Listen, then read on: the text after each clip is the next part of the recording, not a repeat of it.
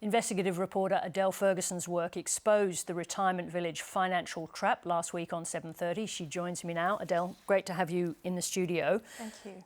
Two very powerful stories that we ran from you last week. What's been the response since those stories went to air? It's been overwhelming. We've had hundreds of emails from people just saying, please help. We are trapped. The contracts were so complex, we didn't know what we were signing in for, and we can't get out. And so what happens to people? There's been language used to describe this, a form of corporatised elder abuse, but what happens to people? I mean, in terms of their financial position going in and coming out, what happens? So I'll give you an example. One woman went in, she had worked hard all her life.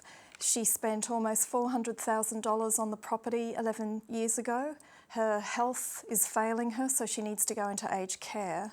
When her daughter tried to sell the place, she ends up getting told she'll get $81,000 back, which is not enough to get into aged care. So people are going backwards. People are going backwards during a booming property market, and they're stuck because they have to go on waiting lists to get into aged care. So it's a real problem. Now, there's been, I think Rebekha Sharkie there referred to it as a financial, did you say it's a financial instrument? We're talking about a financial product here. So that's the responsibility of Stephen Jones. He said, I think, that he's going to bring up the need for tougher regulations in the sector with his state and territory counterparts. That's not until December. Is that response enough, given what you've revealed? It's not, and it's all state-based. But what's happened is it's been going on for decades. So in 2007, there was a parliamentary inquiry, a report came out, and it had a set of recommendations. It said if things don't get better in the retirement village sector, there needed to be a banning for the ACCC to look at banning exit fees. Also for the corporate regulator to look at classifying it as a financial product, and therefore it would be regulated by ASIC, and there'd be a lot more regulation.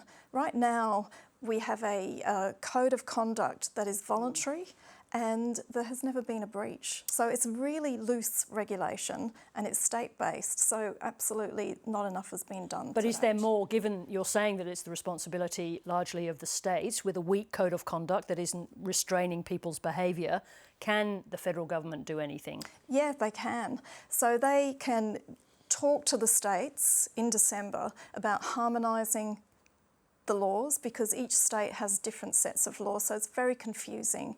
And they can also classify it as a financial product, and therefore it will come under the auspices of the national regulator ASIC. So you'll have a lot more things that can be done to control it. They would end up being classified as a financial product, therefore licensed.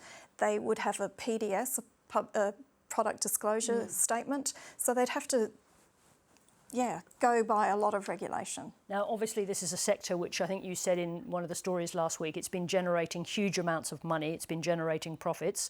So there's a lot of vested interest in the sector to avoid that kind of regulation. So what kind of a push do we need to see regulation, to see that change, to make it a financial product? And is that the only way to fix it? I think it's a key way to fix it. There also needs to be an ombudsman, because right now, the average age is 81, and you have to go to a tribunal, which is really confronting for an 81-year-old to have to take the operator or the village manager to a tribunal. Many of them don't want to because they fear retribution and gaslighting, etc. So that doesn't happen. So there needs to be many things that happen, but a financial product is a first, ombudsman a second, and having a harmonisation of the laws. So what do you do if you're in that vulnerable position, and particularly if you don't have family to make the arguments for you? If someone's watching or they know of someone in this situation, before those profound changes that you're calling for, what can they do? Not a lot. Not a lot. So, and then finally, then coming back to where you started, if there are people who've seen your programs or are listening to you tonight, what should they do? Just not in terms of fixing their situation, but can they bring their stories, more stories to you? They can bring more stories to us, and they really should be writing to their state parliamentarians and also to Stephen Jones to get them to do something. Rebekha Sharkie has been banging the drum for quite a long time, and she's been really getting she was saying that she's been getting hundreds of emails and going to see constituents as well. But there needs to be, a concerted push. Adele Ferguson, every time you come in here, you're battling for people who need it. Thank you for everything that you do. Thank you.